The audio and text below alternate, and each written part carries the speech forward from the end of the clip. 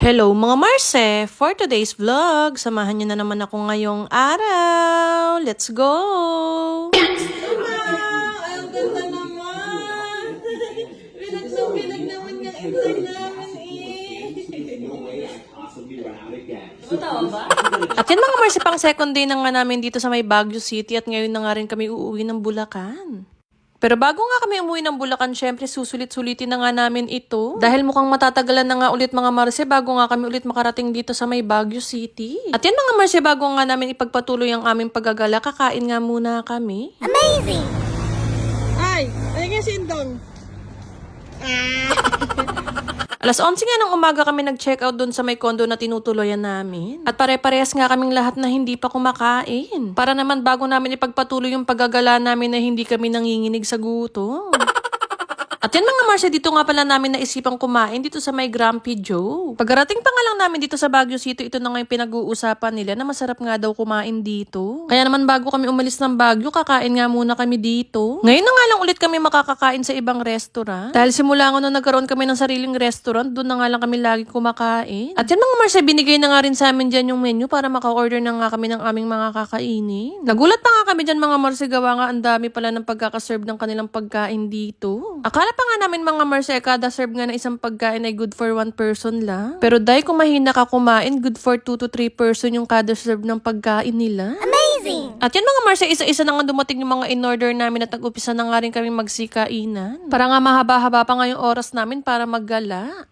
At yan mga Marse, pagkatapos nga namin kumain, nagpunta na nga kami sa aming third destination. Dito nga sa may strawberry farm. Isa kasi sa mga gusto namin gawin dito sa Baguio mga Marse ay mag-strawberry picking. Dahil masaya nga daw gawin ito dito. First time ko nga magsa-strawberry picking mga Marse at hindi ko nga papalampasin ito. At yan mga Marse, pagdating nga namin dito sa may strawberry farm, napakarami na ng tao. Tapos nakakita nga rin kami dito ng napakalaking strawberry. Isang araw tong strawberry farm nga mga Marse na pinupuntahan nga ng mga turista. Kapag nga nagpupunta sila dito sa may Baguio City. At hindi nga daw makukompleto ang pagbisita mo dito sa Baguio City kapag hindi ka nga daw nagpunta dito. Amazing!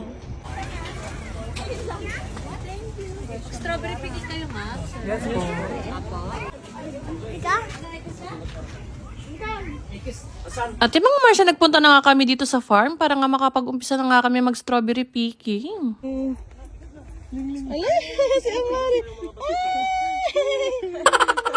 Tuwan-tuwa eh. Alam yung naglalaway no. Tuwan-tuwa ang among-mong eh. Ang isang kilong strawberry pala dito mga Marse ay worth 780 pesos. Mura nga daw ngayon ang strawberry dito mga Marse, gawa daw tag-strawberry ngayon. Kaya naman lahat kami nag-strawberry picking kahit nga siklang enjoy na enjoy sa pagkukuha ng strawberry. Ano? Yung red na red lang. Kuha ma. Sabi nila, pag mas Galing ah. Go. Tuwang-tuwa nga siklang sa pagkuha ng mga strawberries dito. At kahit kaming dalawa nga ni Jowa mga Marse, talaga naman tuwan-tuwa sa pagkuha ng strawberries. Ano nakuha mo? Heng! Ring. Heng!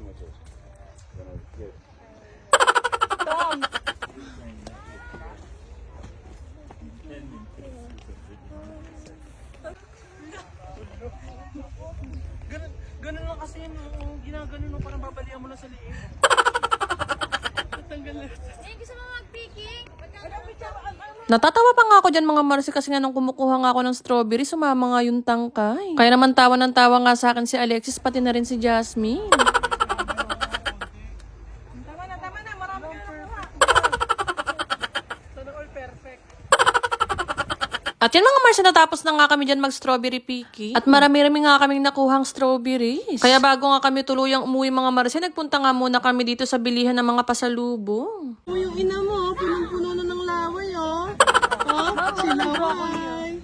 Oo. At yan mga Marse, bago nga pala matapos ang video na ito, may papakilala nga pala ako sa inyong gaming app. Ito nga pala ang Pillbox.